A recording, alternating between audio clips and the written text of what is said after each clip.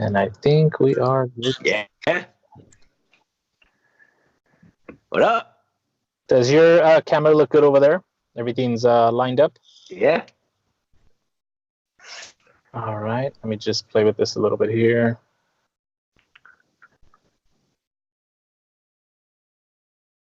Okay, now it's being difficult with me. It says All right, we'll go with that. It says it's recording. Yeah, it's recording. I was trying to get it set up on my end because it looks like you're a little high, but it's my visual. I think last time that happened, I was able to, when I reviewed the video, everything was perfectly fine. It's just the way. From my angle, I'm in screen. Yeah, as long as you're in screen, that should be fine. It's just the way it previews on my side. So, everybody, the Entrepreneurialist here. Welcome back to another day. This is episode 3 of The Entrepreneur's Journey. Today we're talking with Sean Lowery. Sean Lowery. I thought so. I just did it. I wanted to not mispronounce it, and I did anyways. He does run the Sean Lowery Show podcast, and he is owner of United Monograms. So we're here to hear his story today. He's going to give us a little insight on how he started his business, where he's come from, how he's progressed, any obstacles he may have had, and any advices he has for us that are willing to try to grind our faces off to get to a level of his. So let's hear his story. Sean, introduce yourself and let's get to it. Hey, I don't feel bad that you said my name wrong because I only know you as the Entrepreneurialist, right? Like, what's your real name? My name is Anthony. What's up? Anthony. All right, I like it. I'll still probably always look at you as the Entrepreneurialist, which is a cool, badass name. So I got to be honest with you. See, that was a little play on words that I did there because I really love the movie The Illusionist. And I thought it would be cool to use the word entrepreneur, entrepreneurial, entrepreneurialism, entrepreneurialist would be kind of cool. It's not an actual. I thought of it as like a muralist, like someone who like paints like art and stuff, which is kind of what businesses are. Yeah, and see, that's what I liked about it was that there's so many aspects you can look at it. On top of that, I got to add this in there. You were the first person that I've ever spoken to that have called me by the actual entrepreneurialist name, which is actually really cool. It's really exciting. It was kind of cool to hear the first time. I might even forget Anthony. I'm just gonna know that you're the entrepreneurialist. That's how I'm gonna look at you. That's awesome. That's awesome. All right, but tell us a little about yourself. All right, so 7 years ago, I was in my mom's basement in Philadelphia. I quit my job. I had no money, and I was 22 years old at the time. I graduated college, and I was just like, I had this entrepreneur bug. I had been reading. I was ready to go. I knew that I just needed to go. So I quit my job one day. I had a coffee on my desk, and I went at 9 a.m. on Monday morning. And by 9:45, I went up to go to the bathroom, and I walked out, and I just never went back. And I didn't know what. I just never. And I've never got a paycheck for anyone else since then. I've had many ups and downs, but that was 7 years ago. And now my business is going to get to $5 million in revenue this year. I have 12 employees, and it's been a wild ride over the past 7 years. We've had some ups and downs, but like I work nonstop every single day, and I just recently started my podcast, and that is my first ever like side hustle. It's the first time I've ever turned any like attention away from running my business every single second. For the last 7 years, my head has been in the ground. My business hasn't been putting out content. Like it's just been like building up my clothing company, which is, we can talk about United Monograms. But so I'm not a successful podcaster yet. I'm just starting that. But I have built my business from my mom's basement to a $5 million business in 7 years, and things are looking great. So I'm just kind of starting talking, telling my story, and kind of documenting my journey from where I am now to I want to grow my business into a $100 million business over the next 10 years. So it'll be cool to document that journey. And that's kind of my baseline of who I am and what I'm up to. You definitely have it down, keeping your head in the ground for, what was it, 7 years of just grind? That makes you, 29 now? I just turned 30. Just turned 30, as did I, sir, in June. Congratulations on 30. Congratulations on 30 and happy birthday. Do you look at it as being young? I am indifferent about it. I really don't care. I look at it. I'm not indifferent. I look at it specifically as being super young. Oh yeah, definitely. I mean, when you Yeah. really look at it, especially in Gary Vee's mindset, you're really young still. You're extremely young, as am I. I plan on living to be 150 years old. That's my plan. There you go. There you go. And with modern technology and everything I'm that's setting coming up, my we're definitely mindset. gonna be there. Yeah, and I'm setting my mindset now, so that when I'm 75, I'm not gonna be like, oh, I'm getting old.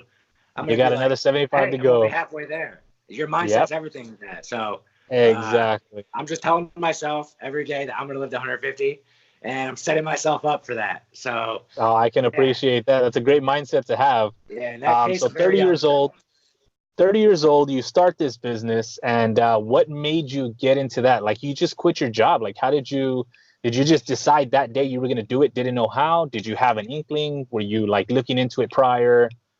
Dude, I'm kind of crazy. Like, I didn't know what the fuck I was doing, to be honest. I was just like, I knew that I enjoyed working and I wanted to build something. I had this like energy and this drive, and I did not know what to do. I did not know. I just knew that I needed to build a business. When I was around 19 or 20, I started kind of reading about success. I always said I wanted to be like a millionaire, successful guy one day, but I didn't really know what that meant. And then I started reading when I was 19 or 20, specifically this book, Think and Grow Rich, Oh, I love which, it. dude, that book changed my life. That book absolutely changed the course of my life. And ever since then, I Yes. started picking up this information, and I already had the energy. I had the energy, and I think I'm a smart guy, and I take risks, so it's a good combination there. And I just knew at the time that in order to be successful, you have to start your own business, and you have to provide value to a marketplace. And I just knew that I had to do it, so I quit. And the first thing I did, this idea I had was like t-shirts, which is like such a basic like thing, you know?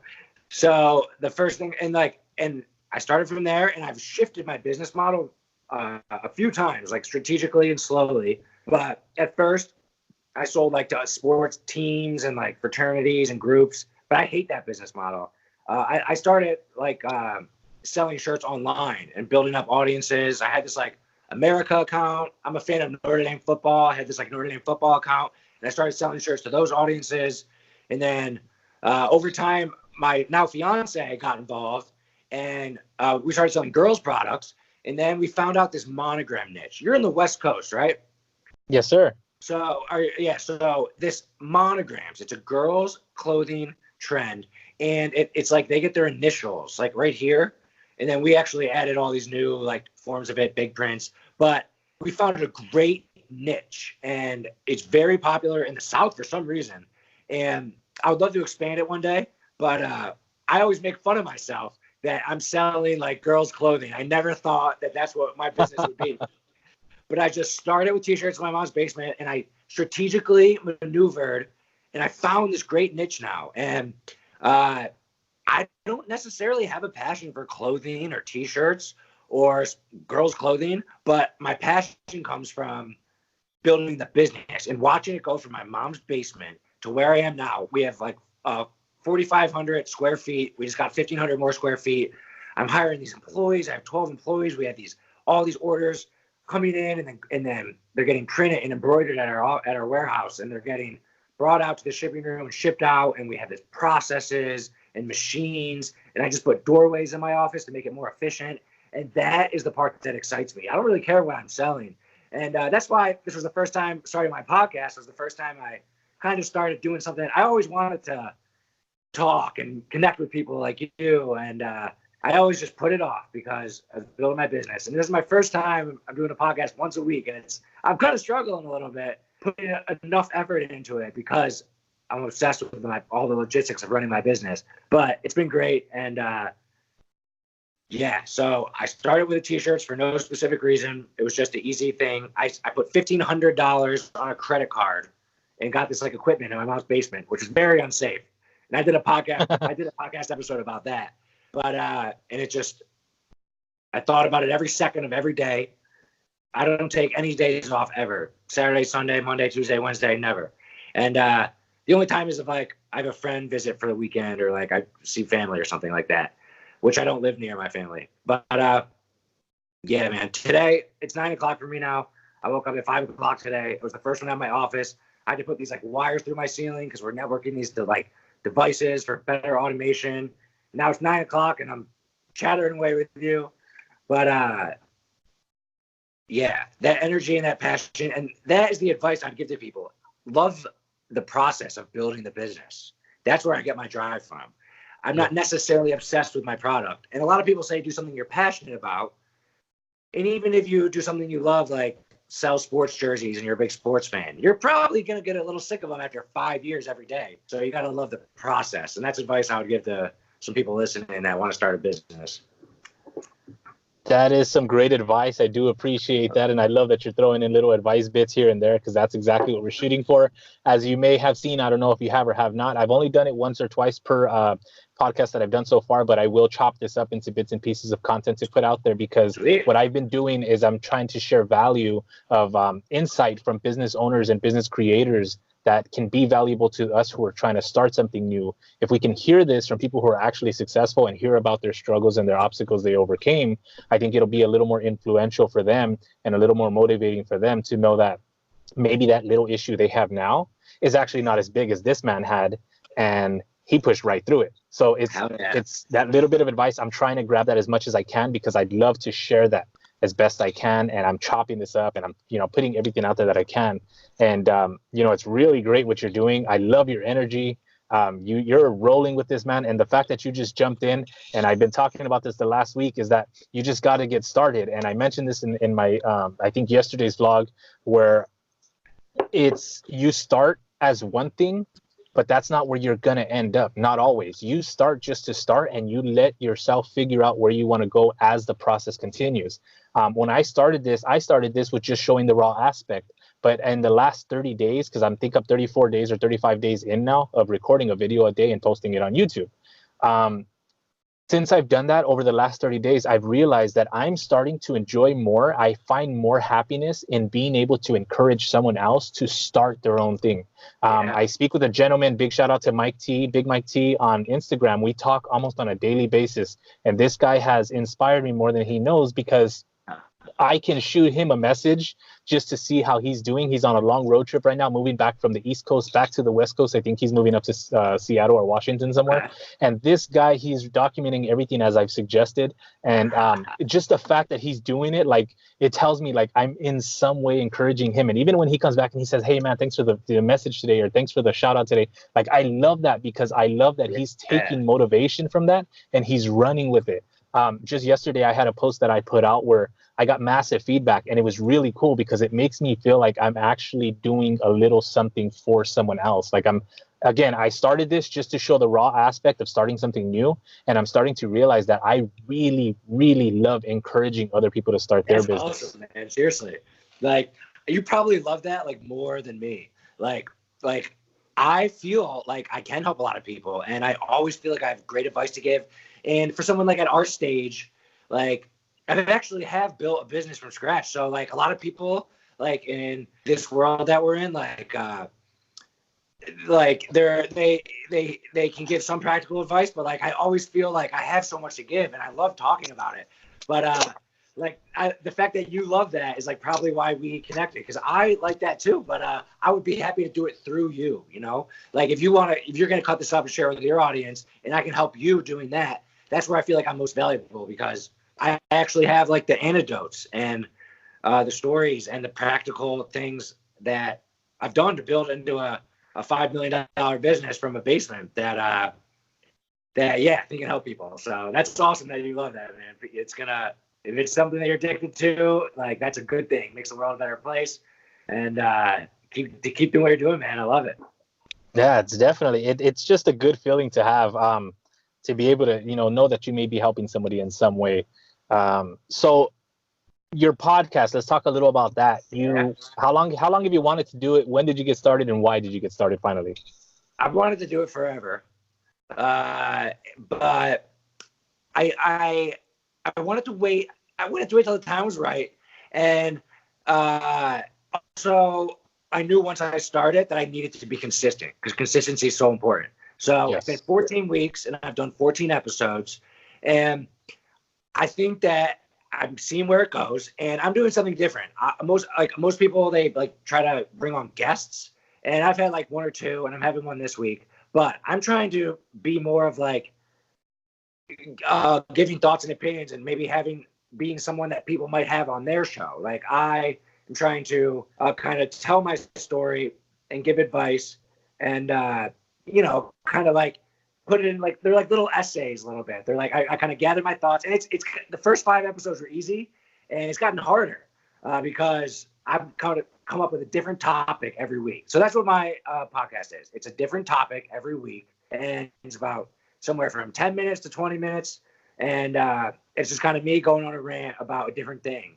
And it's been fun, and it's forced me to be consistent, get myself out there, and also get my brain moving and thinking. And my favorite thing is that I've been connecting with people like you and being able to go on other shows. But it's the Sean Lowery Show, and it's honestly an experiment. And I started with a small mic, and I do have a few bucks. I want to invest in I just got this new office space, and I want to put like a studio there. But I'm really just seeing where it goes, and I just wanted to start. And it's funny because people that I know, and they see my podcasting and stuff, they now judge me on a new level where I'm not successful. They used to judge me as, hey, how's business going? Like, wow, like you had $1 million in sales last year. Like, wow, man. Like, and they're like, you should post more. Like, they judge me by the business. Now those same people, they see me and they're like, hey, like, cool podcast. Like, it's funny. I've shed a whole new light on myself,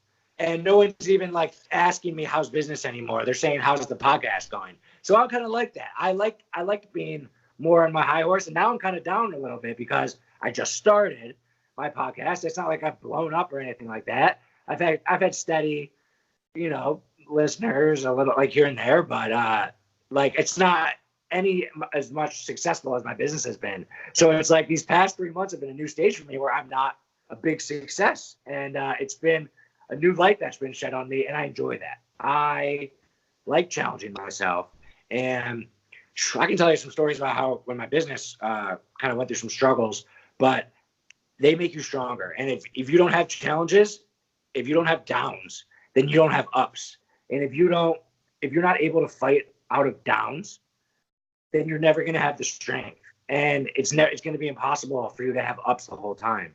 And there's going to be down moments. It's impossible for there not to be. So I like to manufacture having more of them, so then I can overcome it and be really good at overcoming down times. And now I'm I'm a no-name podcaster, and I'm on the come up. So it's like a new light, and that's fun for me.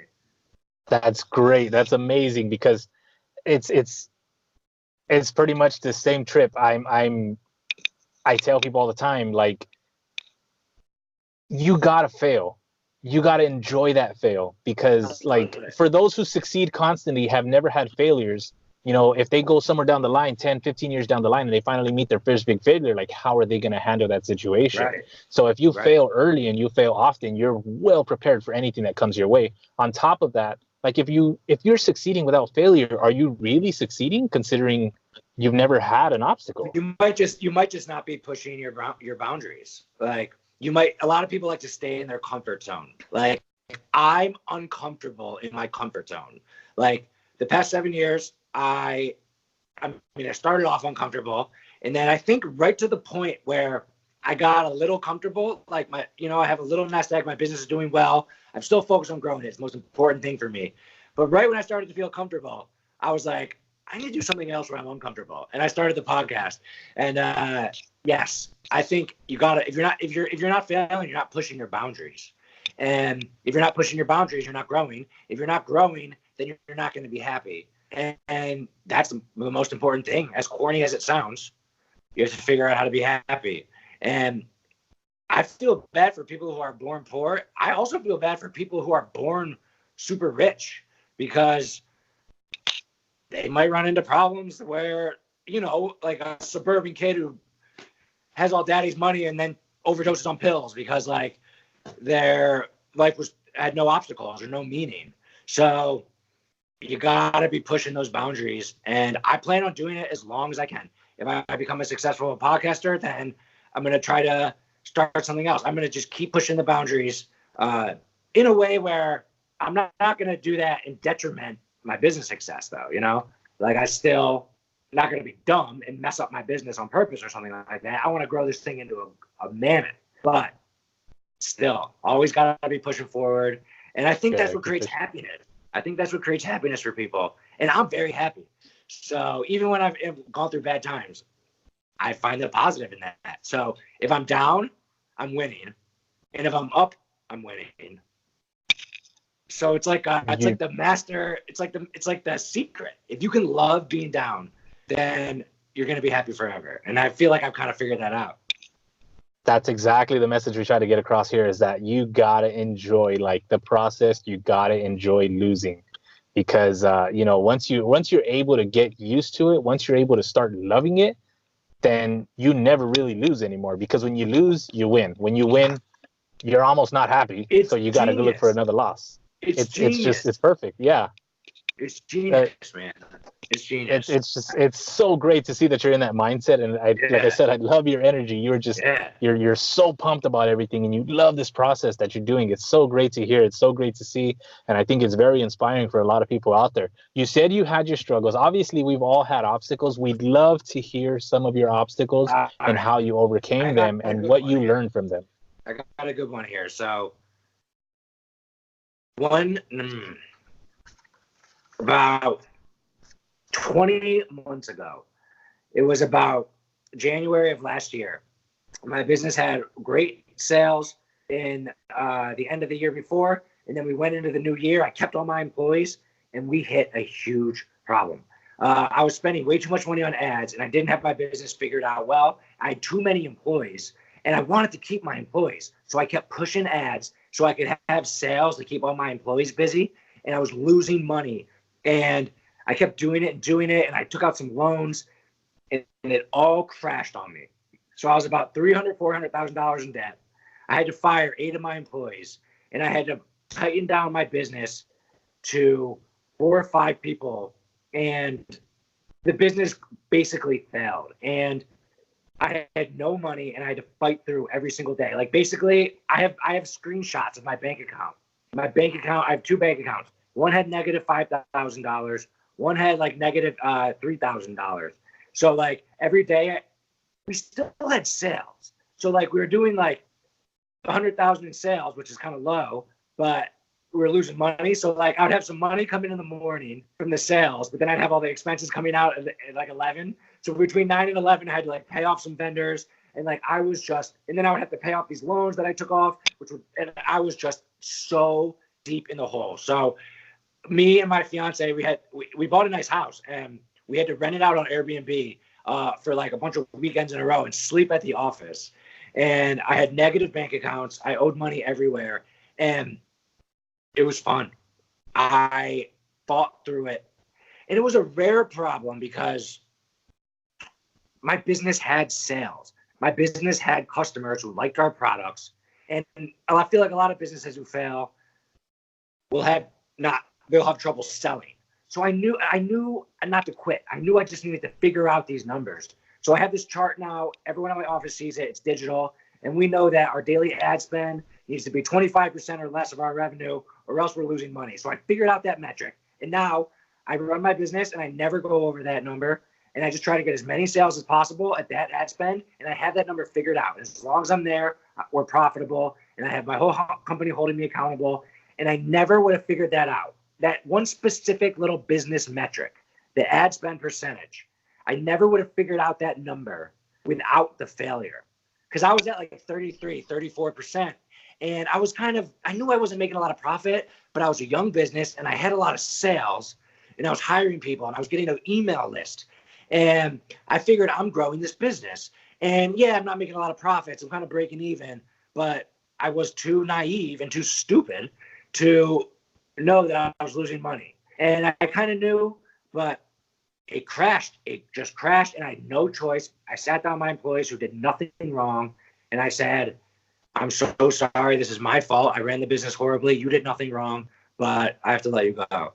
And it was so hard to do. It was painful, but I had to do it. I put myself in the situation, And it was 4 or 5 months of going to the grocery store to get food at the end of the day and like having the card declined and going back out to the car and being like, all right, I think we have some spaghetti at home. Like we were cash poor,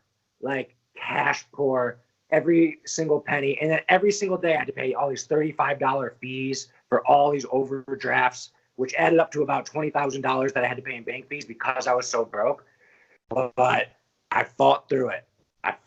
And by the end of the year, by this time last year, we were out of the hole. And now, this whole past year, I know that metric.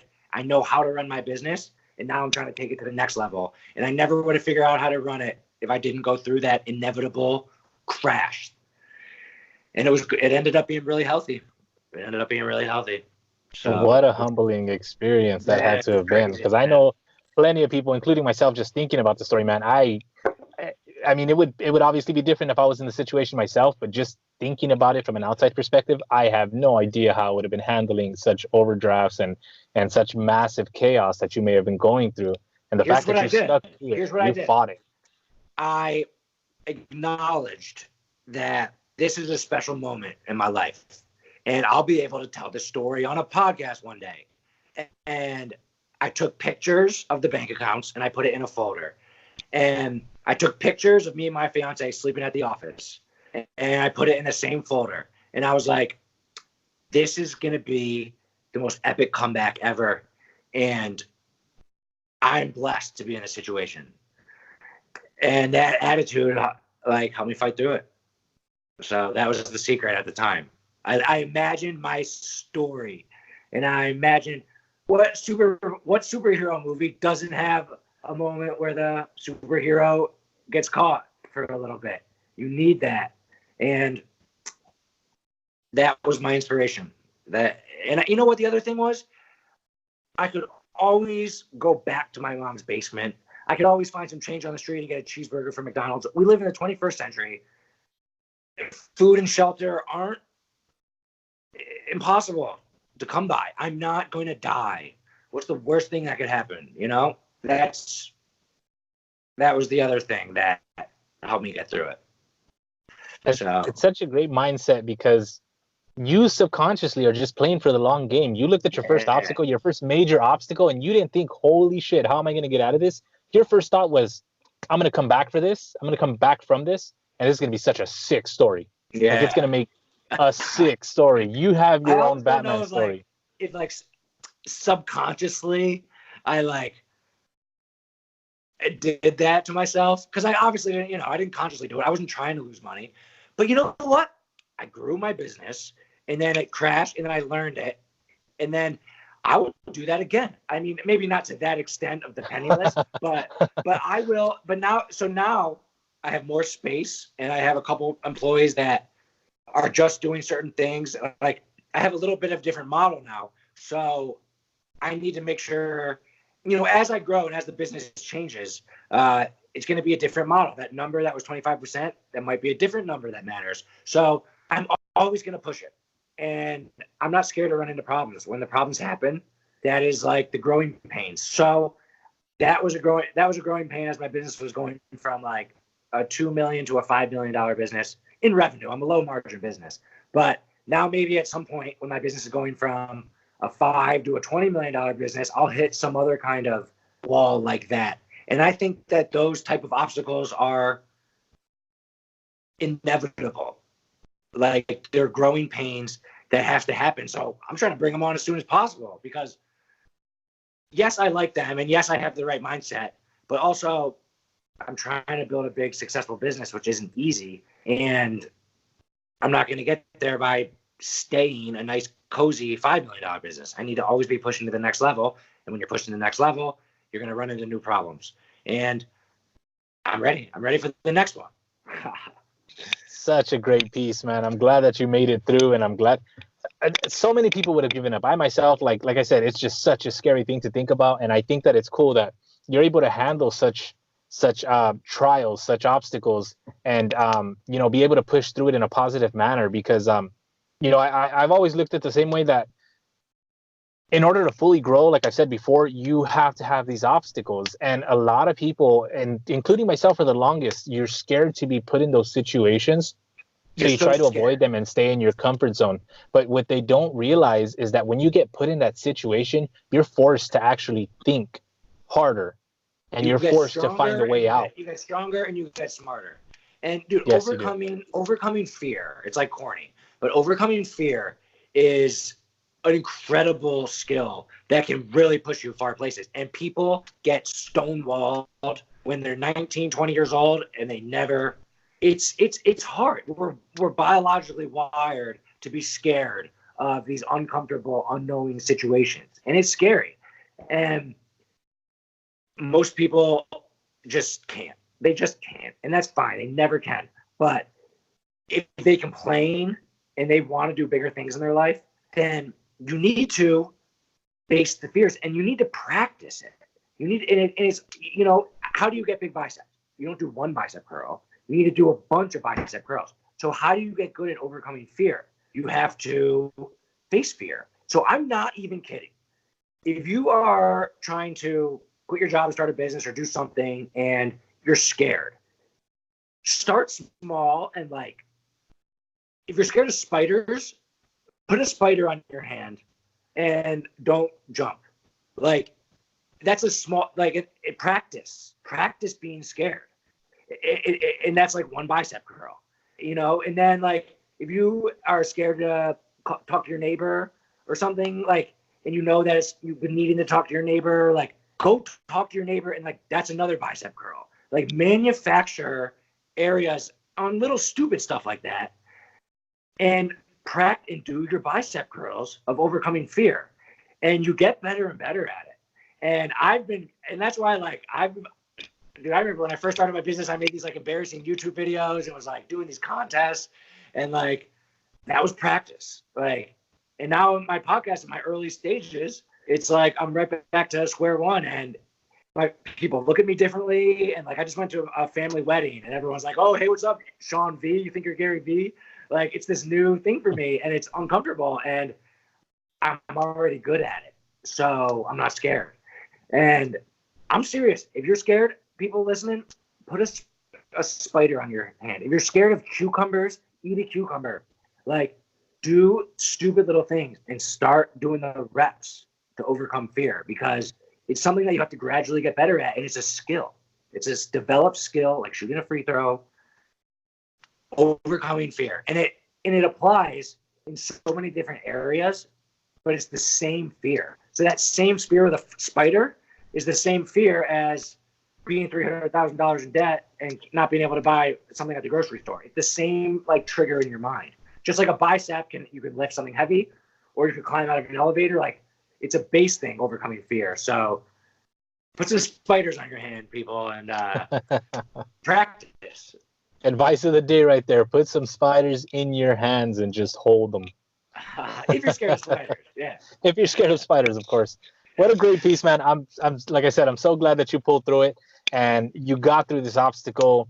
What other struggles may you have had that you have gone through? Let's say starting the business when you first started up, you didn't instantly start making 100,000, in sales. So how did you get about starting the business? Were you forced to go and offer some of your business as leverage to be able to use these vendors? Or did you offer, did you ask for loans? How did you go about all this? E-commerce. I sell products, right? I sell clothing. And one thing that's great about that business model is I have some cash. Like, if I sell something, I get the money right away. If someone buys something on my site for $20, $20 goes into my bank account. So I've always had a little bit of cash to play with. If you have like an app, and you need to get investors then, because you're not going to have revenue for like a couple years because you need to develop it. Even if you do like, I don't know, like landscaping or something where you do a service and you have to give net 30 and people pay you like in 30 days from now. Like, I have always had, I'm a good salesman. I Facebook ads, like I have some talent selling things online, but it's the fact that I have a business that gives me the money in advance. like basically someone buys something, I get the money, and I don't have to send it to them yet. So I've always had a little bit of cash. So I haven't had to leverage my business. Even when I was losing money, I still had a little bit of cash. So I've always been able to move my cash around, have some cash come in the morning for my sales. And that's helped as far as being able to buy stuff, being able to not have to give up a percentage of my business. And a little trick, a specific trick is if you have a lot of sales, PayPal gives these amazing working capital loans. And they'll give me like 100,000, and then they'll take like a little bit out of my sales once in a while. So I've got about 7 or 8 PayPal working capital loans, which it's a one-time fee, and you pay them off with your sales, and it's a great finance tool. But you can't have it unless you already have revenue coming in, because they know that. So I'm good at selling, and I've always found a niche and been able to sell products to them online. So I've had cash, and I haven't had to leverage any of my business. So that has been good for me. And dude, selling online, I love that business model. Even like someone who does a podcast, like that's like a content business model where you're trying to sell ads and you have to get listeners. If you get 10 listeners, you can't really monetize them. If we got 10 customers, you get 10 orders, and then you get their email address and you can sell to them again. So I just love the e-commerce business model, and it's easy to scale. So that's helped me. And my business was United Tees, which was like kind of more of a men's American Pride, like clothing brand for guys. And once I found out that the girls' business was what's up, I had to make a business decision, and I had to focus all my energy on shifting to the girls' business model. And I'm proud of that decision because I knew it was better business, and I knew it wasn't something that I personally liked as much. But my fiance's into it, and she has like the look and like the girls stuff. And I was like, damn, with her girls look and a girls clothing company, and girls love to shop online, and then me behind it as the business like presence, and I'm non-biased towards like the products, I can just, whatever sells, I like that. And I'm like, let's do more of that. I can look at everything from a business point of view.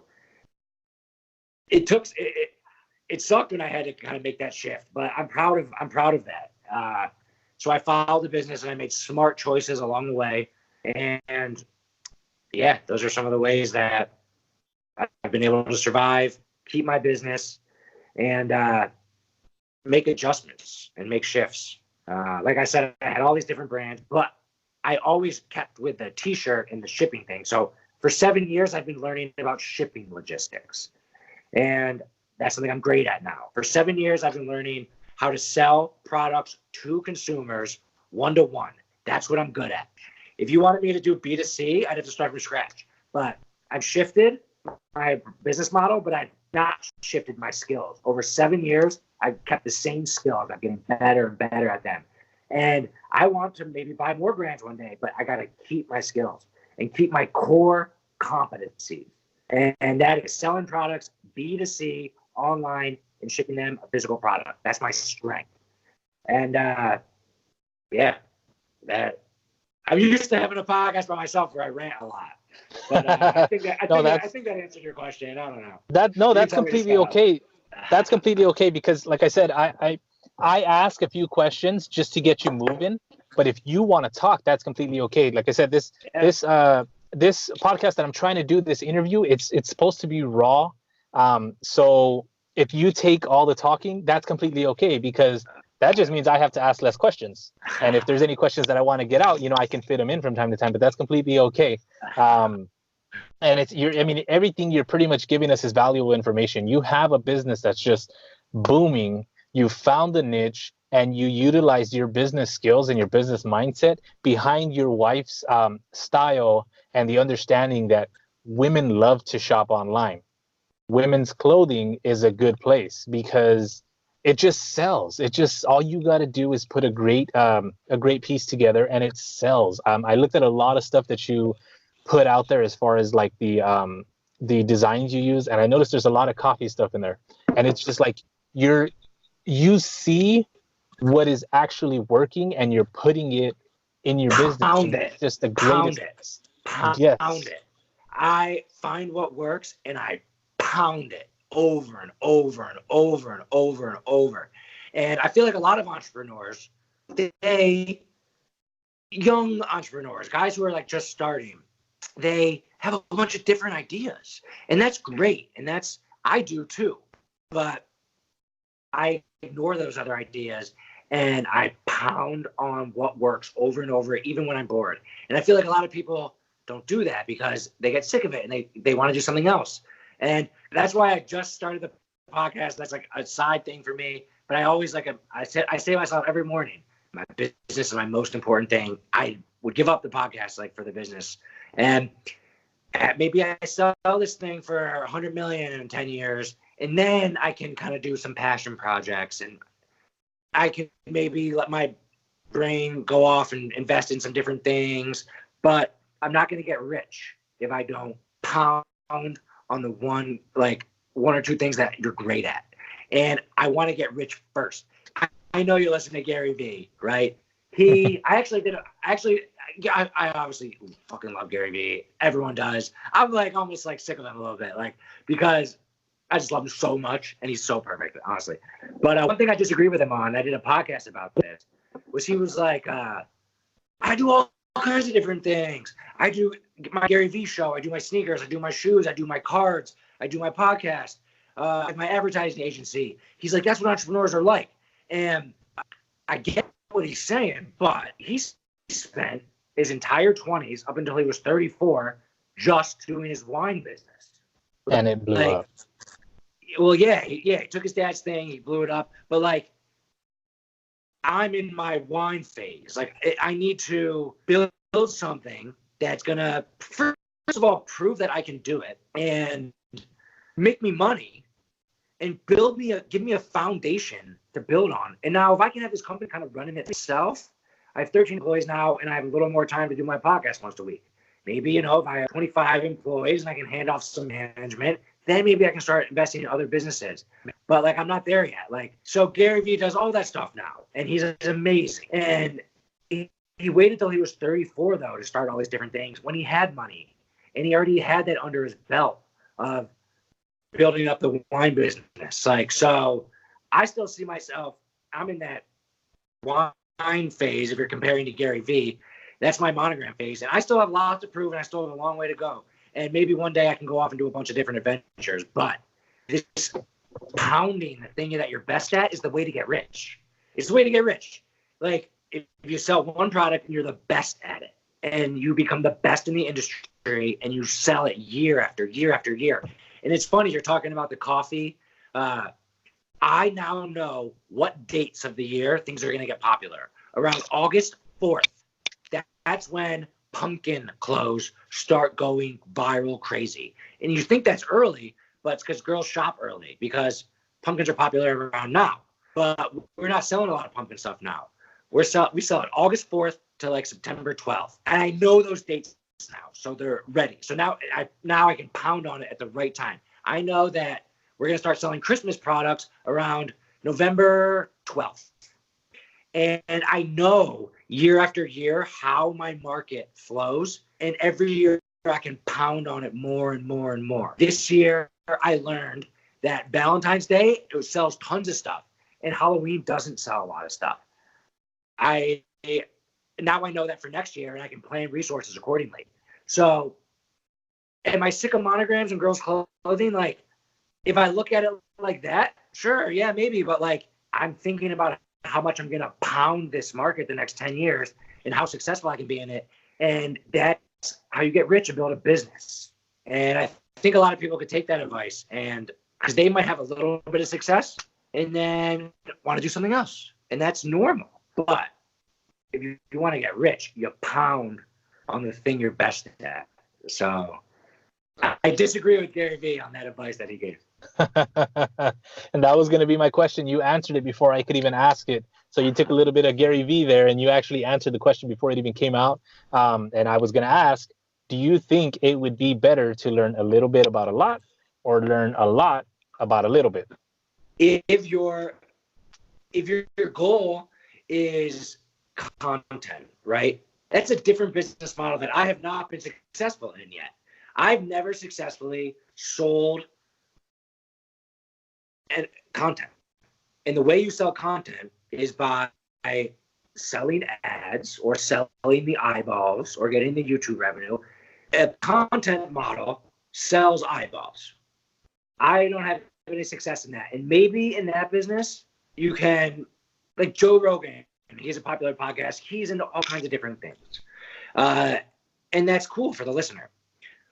But if you're going to be in a business and you're going to sell a product or a service, I look at 3 different kinds of business: product, service, content. If you're going to sell a product or a service, one thing.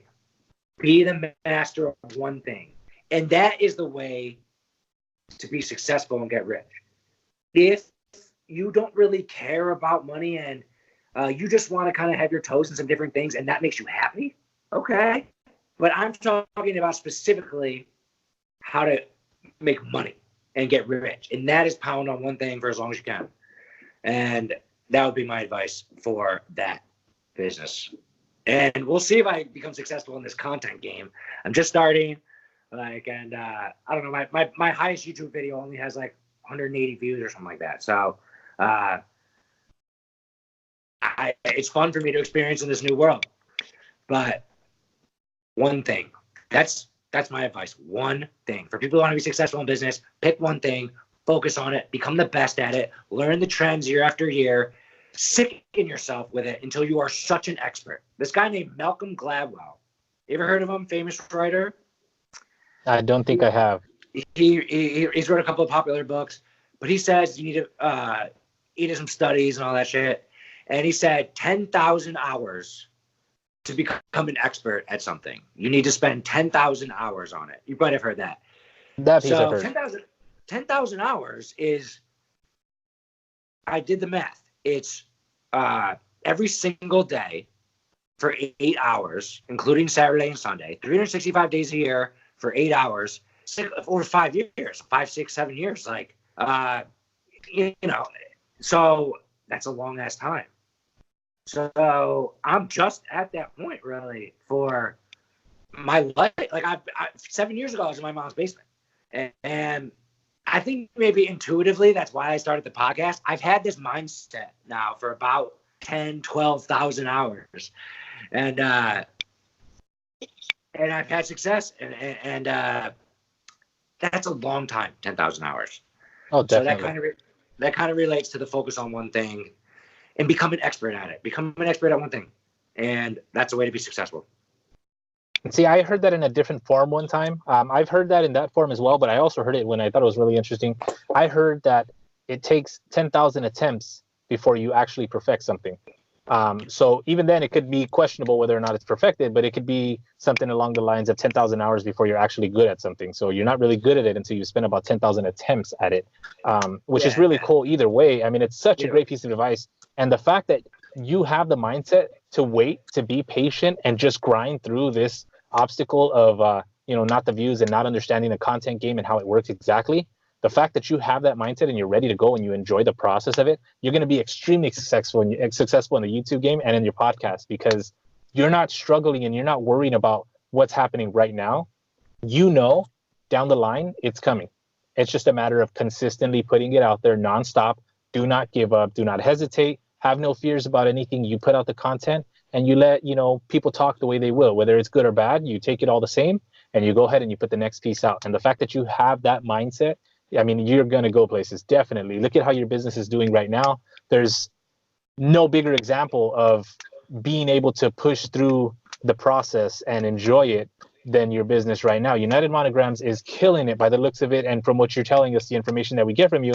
And I mean, the fact that you're killing it so well there, I have no doubt in my mind that YouTube and podcasts are going to be a cakewalk for you. Yeah, man.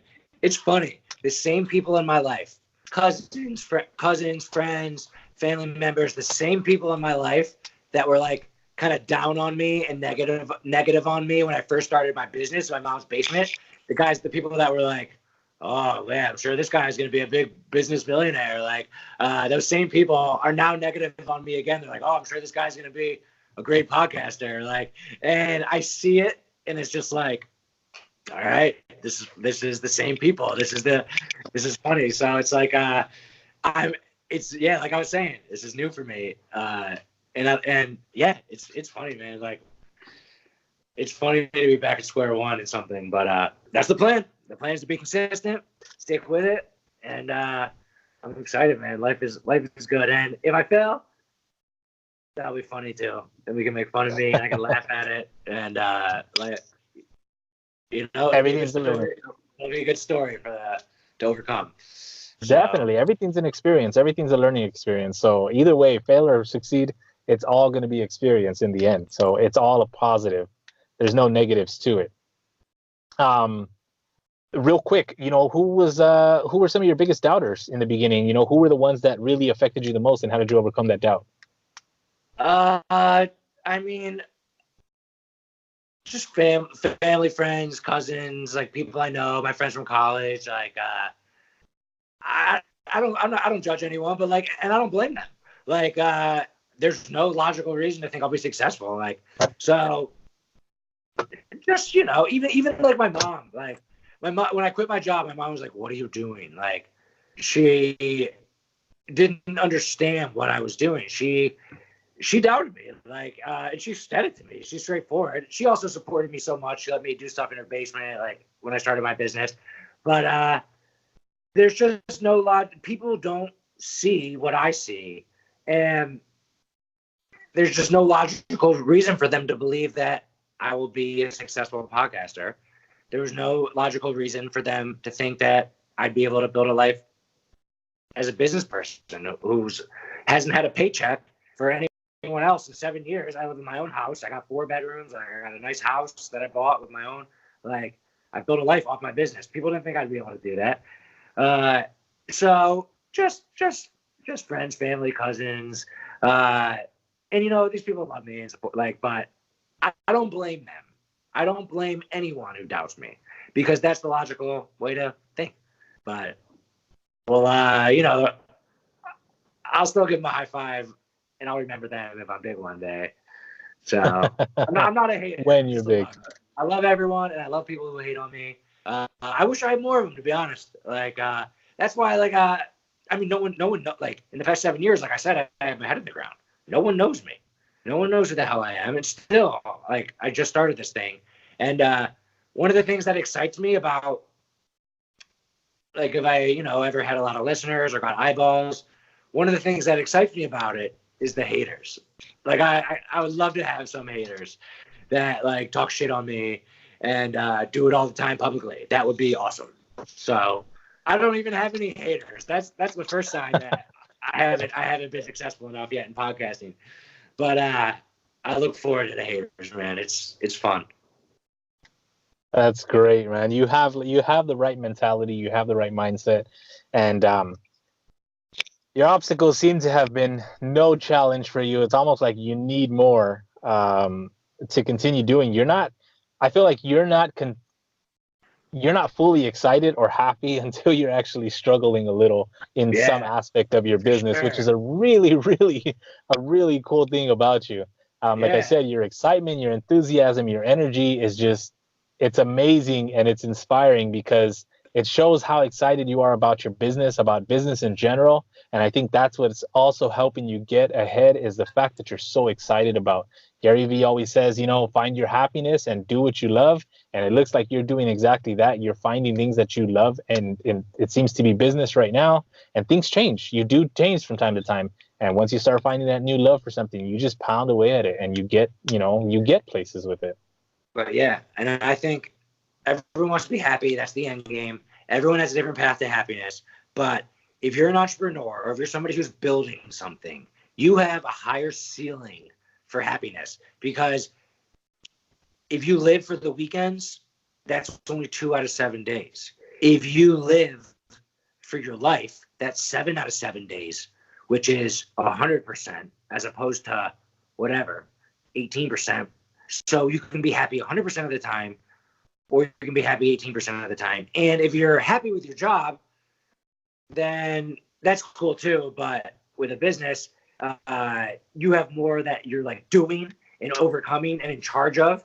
And if you learn to love the game of business, which is easy to be happy in, because you think you might be happy if you win the lottery and go off on a beach, but really you're just going to get a sunburn and you're going to be hungover and you're going to have nothing to do and you're going to be bored and you're going to be sad. Like, money doesn't equal happiness, but it's proven, like, scientifically, that seeing yourself grow and building something and having a lot to do and overcome, these things do make you happy. And if you run your own business and you're doing your own thing, you have a higher ceiling to be happy than someone else. So if you adapt this mindset and you want to start your own business and you can think like I can, then you're going to be happy all the time, which is the goal. So I feel like that's a magic key, and maybe I'm unique and maybe it's like a genes thing. But I really think everyone should try it, man. I'm very happy every day, and I want that for everyone else. And starting a business, starting something of your own is a great way to maximize your ceiling for how happy you can be. And I want that for everyone. That's amazing, man. The fact that you're excited about it is amazing. Let's it looks like it's getting late. I think it's about 9:30 where you're at. It seems like you've had a long day. Let's start wrapping this up. What if you could give your younger self advice, your 22-year-old self just starting your business, you can give yourself advice, what would you tell yourself right now? I've been asked this before, and I got nothing. I'm on the same path. I'm the same guy right now. I'm not old and wise enough yet to go look back and tell myself anything. Plus, I have the same mindset now as I did when I was 22, honestly. I could maybe teach myself some specifics about Facebook advertising, or I could teach myself some specifics, but I'm really the same exact guy. So I haven't like aged, or I haven't like hit a wisdom point, which I think I might do someday. Like, maybe someday I'll look back at different, but I'm this, like, if I'm ever going to look back, I'm the same guy now. I'm same right now as I was when I was 22. I just have more money and more success. So if I could go talk to myself, I'd probably have a football catch. I would just have a football catch with myself. I'd say, yo, go long. I'm one to myself. And maybe play one-on-one. Ooh, 22-year-old me versus 30-year-old me on the hardwood. That'd be a battle. That'd be a battle royale. But that's what I would do. I'd play one-on-one versus myself, and I wouldn't even talk about business. All right. So then let's take it another direction. If you could give any entrepreneur, let's say the audience listening now, decide they want to start something new, they want to start their own business, or they want to start their own brand, what advice would you give them as far as starting something from today, from scratch? Do a business that is cash flow generating. Get used to the fear, because it's coming and it's inevitable. And personally, this might not be for everybody, but when I left that coffee on my desk and quit my job, that's kind of crazy. A lot of people like to do the side hustle, and that's very normal. And I call it burning the boat. It's like this old war general brought all his troops on a ship, brought them to war, let them off of the boat to fight, and then he burned down the boat. So they couldn't retreat. They had nowhere to retreat. And they had to either win or die. And I put myself in that situation. Granted, I was 22, and I still don't have kids. I'm getting married next year. But, like, I didn't have anyone else to hurt. Maybe this isn't good advice if you have, like, kids or something. But I think putting yourself in a situation where you can't turn back, that's the way to go. That is how you're going to figure yourself out. And if you're going to, for 10 years, be thinking about your side hustle and always be like wondering about it and trying to make it your full-time thing, you can cut that process in half, or even like quicker if you just, boom, burn the boat, jump in and focus on it. And don't give yourself anywhere to turn back. Then you really know the answer of whether you're built for this or not. And you might find out way faster, and you'll be able to be happier for longer in your life, because you'll never have that question. Say you jump in and you fail and it sucks. At least you know. Then you never are questioning again.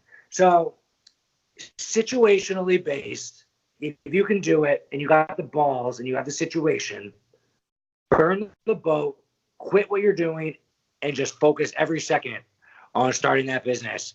And don't give yourself anywhere to retreat. And that is a jump start to figuring yourself out, accelerating your business, and getting the ball going.